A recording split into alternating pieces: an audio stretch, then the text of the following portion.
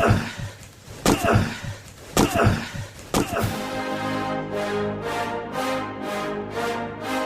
rolls out to the right, pitches off to Taylor, and Taylor's to the 20, down to the 15, down to the 10, 5, 4, 3, 2, 1.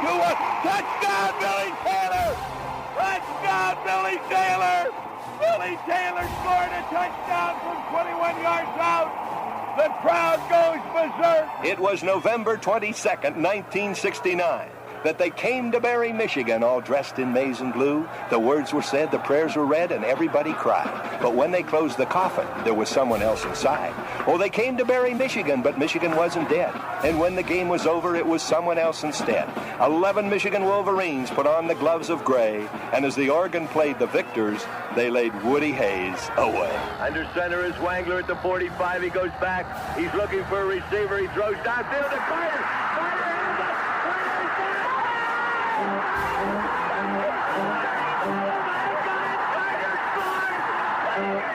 Who's got it better than us? Nobody!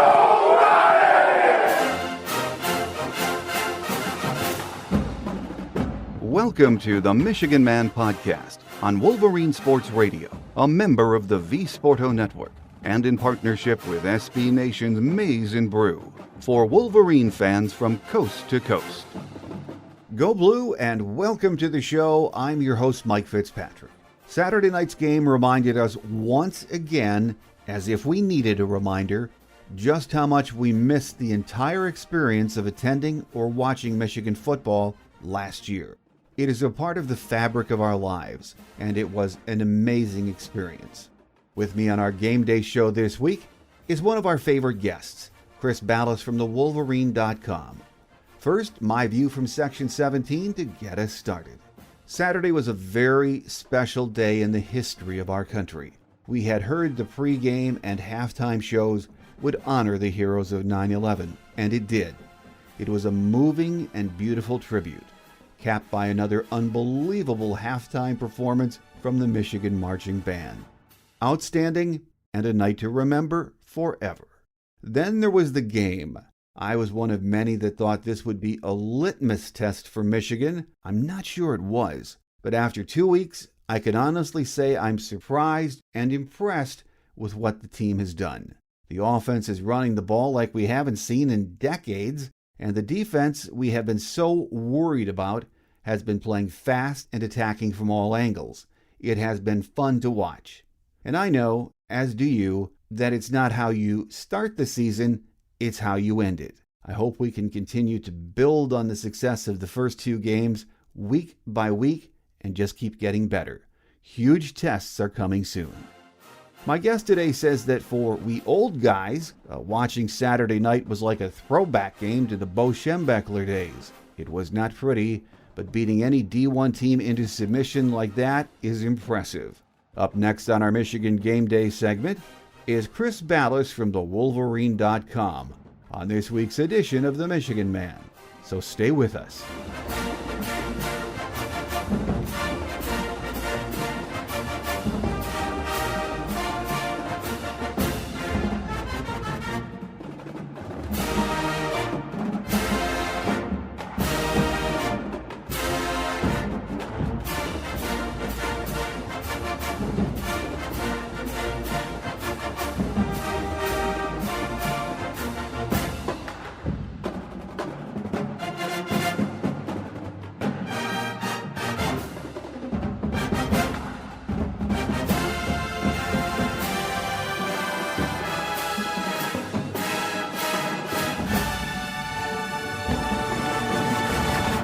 Here with us on our Game Day segment this week as we take a look back at the big Washington win on Saturday and peek ahead towards another home game with Northern Illinois this weekend is Chris Ballas from thewolverine.com. Chris, great to have you with us again. Mike, always a pleasure. Thanks for having me. Well, Chris, it was quite the environment in the big house on Saturday night. The maze out, the noise, the band, the halftime show, along with the game, of course. It was a sight to behold, wasn't it? It really was. And these night games, these crowds have been fantastic. And it really goes to show you how important they are. When these guys were jacked up coming out in that first defensive series, there was no home home field atmosphere last year, no home field advantage, and it was clear that there was something off with that Michigan team, and I think that was part of it in hindsight. So when you hear it through the glass in the press box, I'm telling you, it was electric. That crowd was fantastic, got them going, and what a great night. I love the night game thing because it really brings out a side of the Michigan crowd that we don't normally see for some reason. And everybody talks about Michigan fans being a wine and cheese crowd, and I think that's fair. But at night, they're a different animal. Maybe it's the libations all day or something leading up to it. But it's fun, man. It was certainly fun to be there. Well, Chris, I've never expected we'd see Michigan run the ball like they did against Washington. That was like watching one of Bo's offenses from the 70s. We just ran the ball. They knew it was coming, and they couldn't stop it. It was very impressive, wasn't it? Yeah, you're the third person that brought that up, and it's funny because I led my post-game column that way, that Bo Schembechler would have loved it, and it looked like a Bo Schembechler type of game plan. I was impressed in watching the film at the different variations they showed up front. This wasn't just, okay, fire off the ball, hat on a hat. They were moving guys around. They were pulling the right guard and the right tackle at times. They were pulling the center. And as Jim Harbaugh said in the postgame, Josh Gaddis said, okay, they're not stopping it. Let's continue to do it. And when they adjusted, Michigan made their own adjustments with their linemen, not necessarily with an elite passing game or what they were doing with the running backs, but they were moving their linemen around and showing different things to open up different holes. He was talking about the C gaps outside the tackles and how they attacked that. And you could tell two things that I thought really stood out was, number one, the backs are so much more patient this year, and I'm going to give Mike Hart credit for that because he is the new running backs coach, and I think he was one of the best I ever saw at that, waiting for holes to open. You saw Blake Corum and Hassan Haskins run where they saw an opening rather than running into the backs of their linemen. I thought that was outstanding. And then Sharon Moore on the offensive line. I always thought Ed Warner was a great offensive line coach as a technician, but these guys have taken their game to another level. And for five guys who really haven't played together that much, they've looked really, really good in the first two games. So that's what stood out.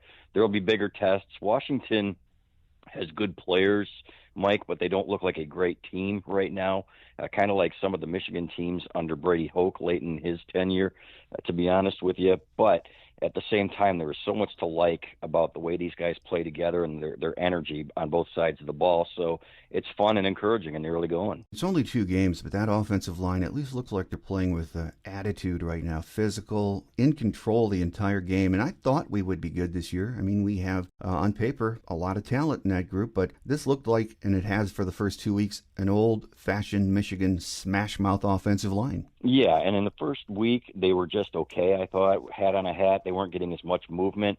Part of it, I think, with all due respect to Chuck Filiaga, who started at right guard last week, he wasn't great. He was okay.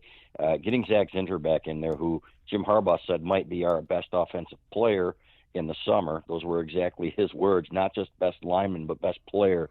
That helped a lot. And some of the combo blocks that they were executing on Saturday night were fantastic. Really, they were really dialed in, and you could tell, and they were getting movement and getting push. And the tight ends played pretty well, too. Eric All had some nice blocks in there. So it was great to see. I know people are going to complain about the passing game, and I understand that. But when you're running as well as they did and controlling the ball, controlling the clock, and wearing them down, and as Harbaugh said, they were not substituting their defensive tackles. So it was a great game plan, in my opinion. You would have liked to see more play action maybe mixed in there, but that's something you can work on against the Northern Illinois. If you want to work on your passing game, work on it against Northern Illinois, get ready for an improved Rutgers team, and then go from there. Yeah, and I thought Jim had a good answer after the game when he said, hey, we didn't plan to run the ball 52 times in the game, but they were going to do it until Washington stopped them. And that is just a good, solid football game plan and logic, isn't it? It is, yeah, and it reminds me, remember when Chris Perry, I think, had, 50 carries against Michigan State one year? Yeah. And, yeah, you go back to Mike Hart. I remember 2006. Everybody was complaining, well, we aren't rolling up enough points. Well, guess what? They're rolling up the wins.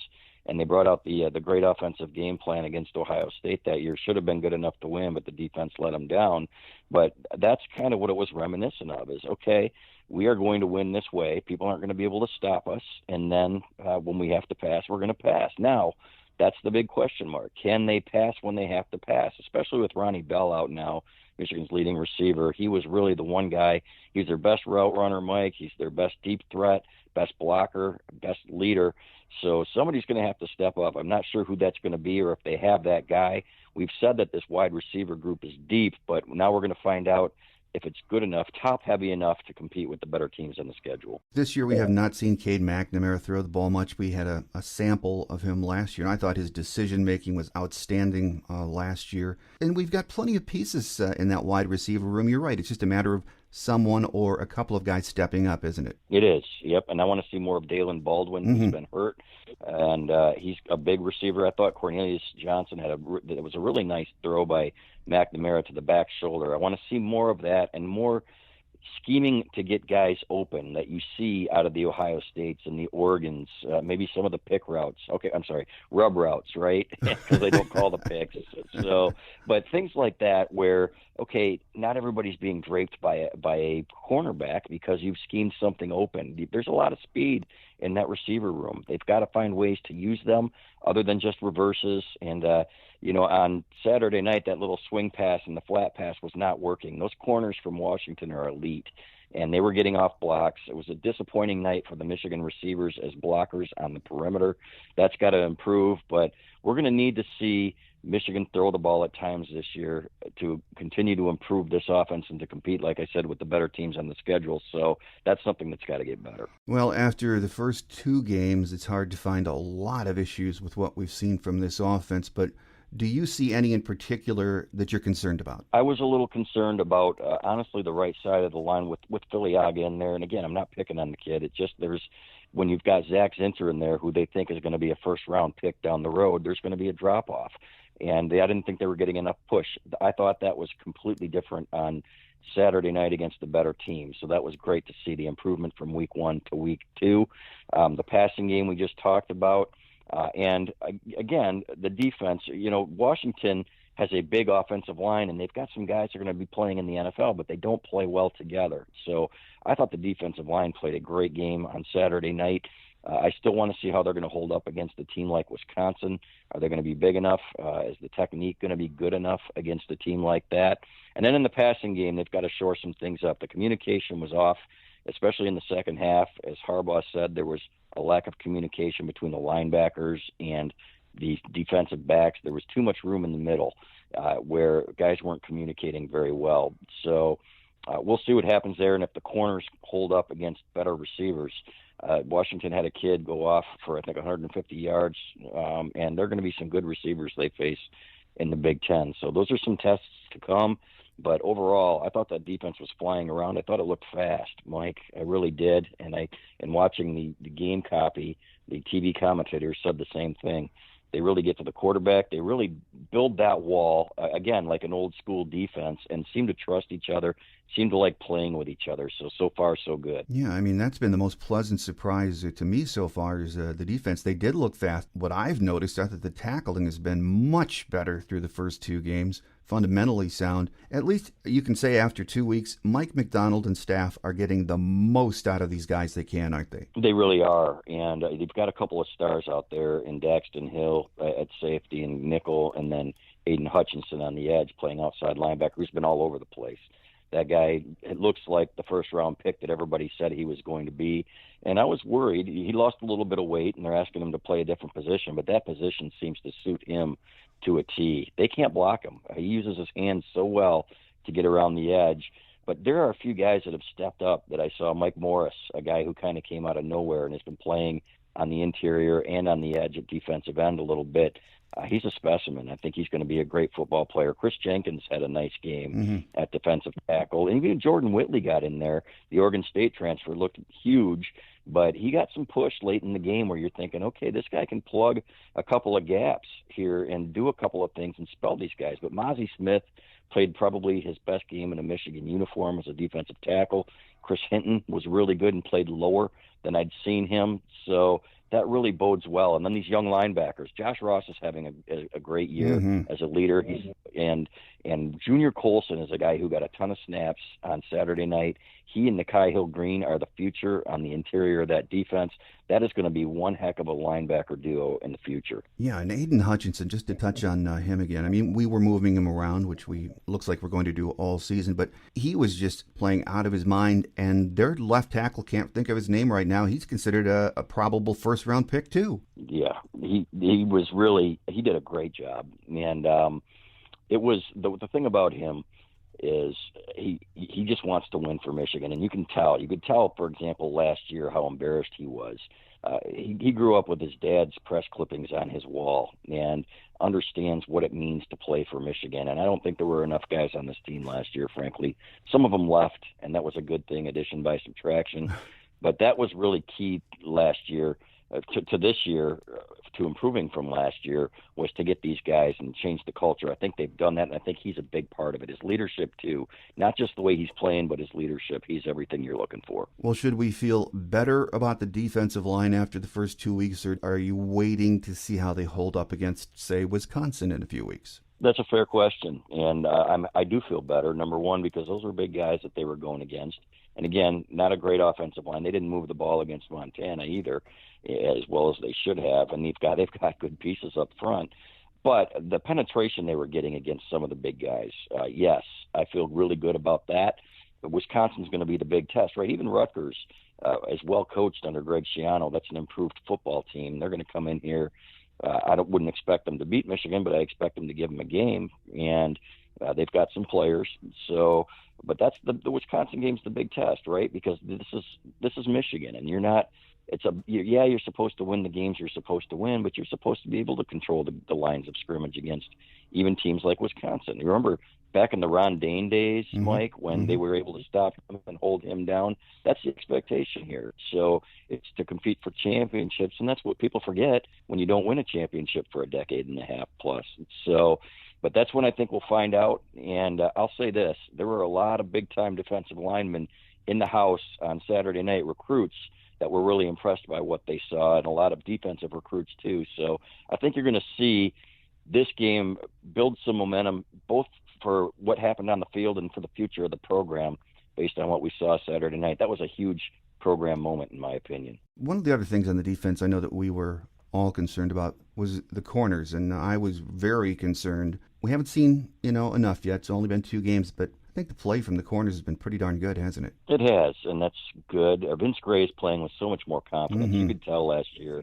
And when we spoke with him, Mike, a couple of weeks ago, he said, it's nice not to just be out there on an island. And I'm no disrespect to Don Brown, who did great things here at Michigan. And people need to understand that. He had obviously some struggles against the Ohio States and being one-dimensional. But Vince Gray was on an island, and his confidence was shot. Now he's being put in positions where he can make plays and know that he's going to have some help. He's not going to be out there by himself all the time. Jamon Green still needs to get a little bit better when the ball comes his way. He's always around the ball, Mike, but he's got to make better plays on the ball. So, and DJ Turner is starting to come around into being that really dependable third corner. Dax Hill's an absolute stud. They could put him at corner, they could put him at nickel, they could put him at safety, and he's going to excel. So there are enough guys there that they have a really solid group. Now, again, we need to see how they're going to do against really good passers. Caleb Ellaby was a great passer for Western Michigan, but that was a one-trick pony offense. There was no concern about the running game. There are going to be better tests to come on the schedule, but like what I've seen so far, and I like the positions that they're in.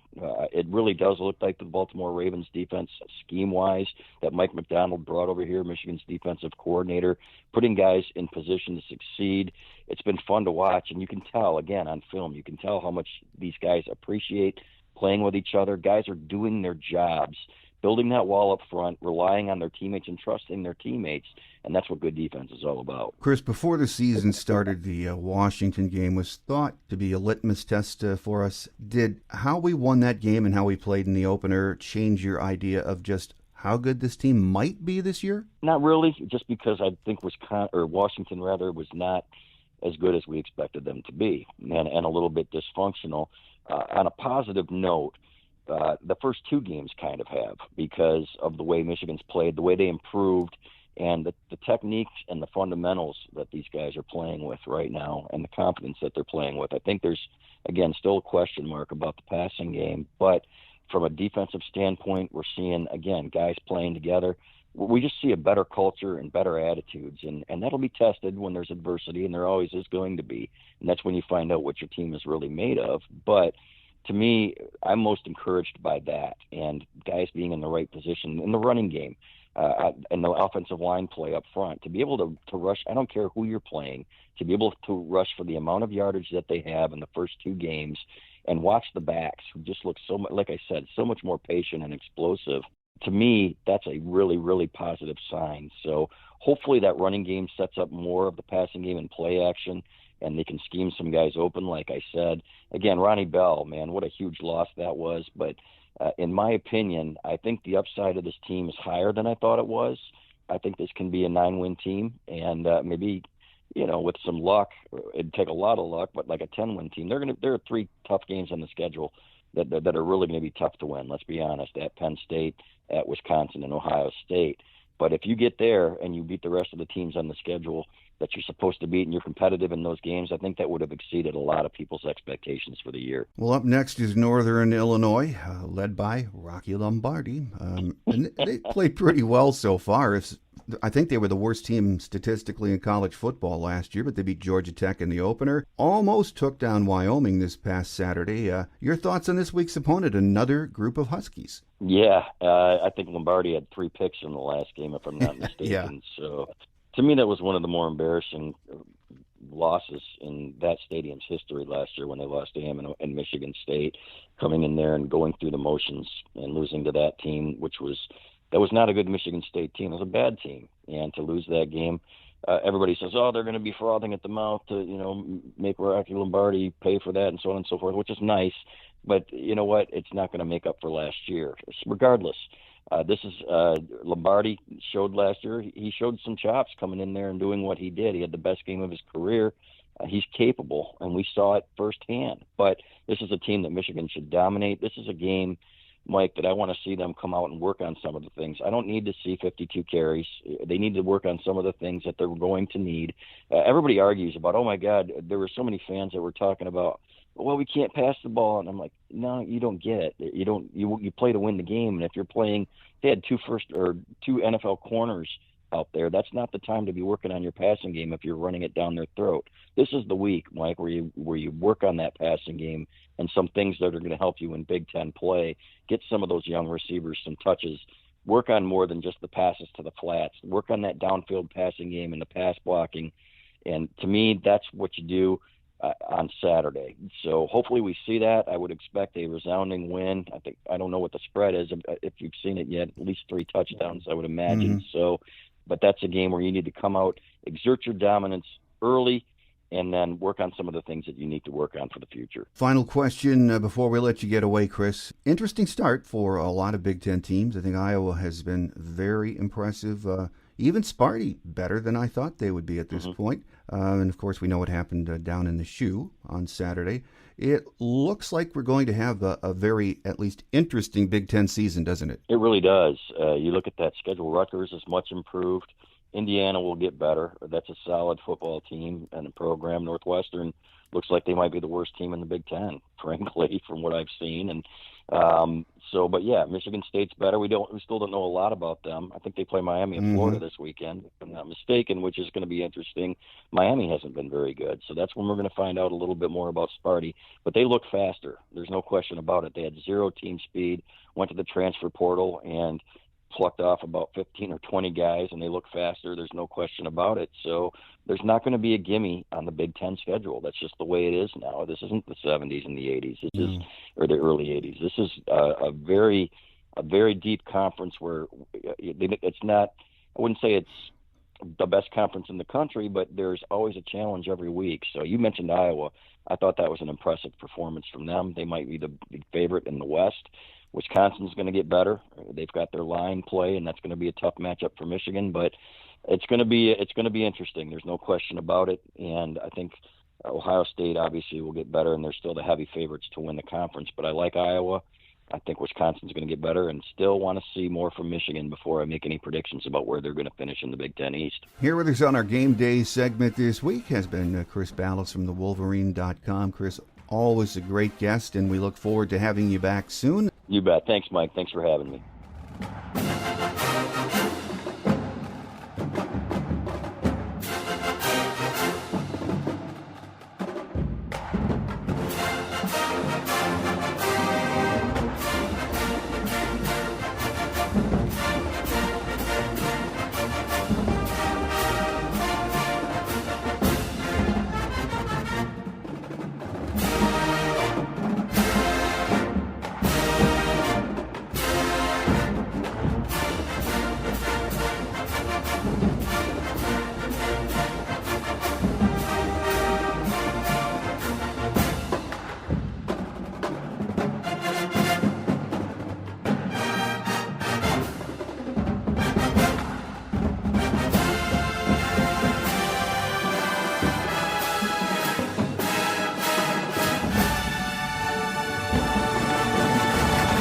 On Quick Hits today, once again, not much news to report on the injury front.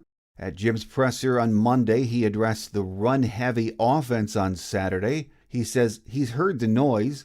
Why so much running? Are you going to throw more? His answer was yes. Throwing the ball was in our game plan, but we all know there are different ways to travel. Some people choose to travel on the ground, some by air. He said the decision was made to stay with the run game until Washington stopped it, and we all know how that went. Thanks again to Chris Ballas from thewolverine.com for joining us today. He is a great guest, and he'll be back in just a few weeks. This Saturday, we stay at home to entertain another group of Huskies, Northern Illinois. They were statistically the worst team in college football last year. In the first two games, they have shown improvement. They beat Georgia Tech in the opener, and just about took down Wyoming last Saturday. They come into the Big House led by a quarterback whose last visit we did not enjoy. Spartan transfer, Rocky Lombardi. We all remember how he picked us apart in last year's game, and something tells me that's not going to happen this year. My guest on our Visitors Edition Thursday will be the radio play-by-play voice of the Huskies, Bill Baker. He's been behind the microphone calling Northern Illinois football for 41 years. So make sure you tune in. That will do it for this week's Michigan Game Day show. I hope you enjoyed it. Please tell your family and friends about the show, which is available from the Google and Apple Play stores and anywhere else you get your podcast from. I'm your host, Mike Fitzpatrick. Have a great Wolverine week, everyone. Once again, make sure you join us on Thursday for our Northern Illinois Visitors Edition. Until we meet again, take care, and as always, go Blue. Thanks for joining us today on The Michigan Man, here on Wolverine Sports Radio, a member of the V Sporto Network, and in partnership with SB Nation's Maize and Brew. Our listener lines are open 24/7 for your calls at 313-263-4842. That's 313-263-4842. Or email us at themichiganmanpodcast@yahoo.com. That's themichiganmanpodcast@yahoo.com. The Michigan Man Podcast is produced at the studios of Robin Lynn Productions, Allen Park, Michigan, and is not affiliated with the University of Michigan. Go Blue!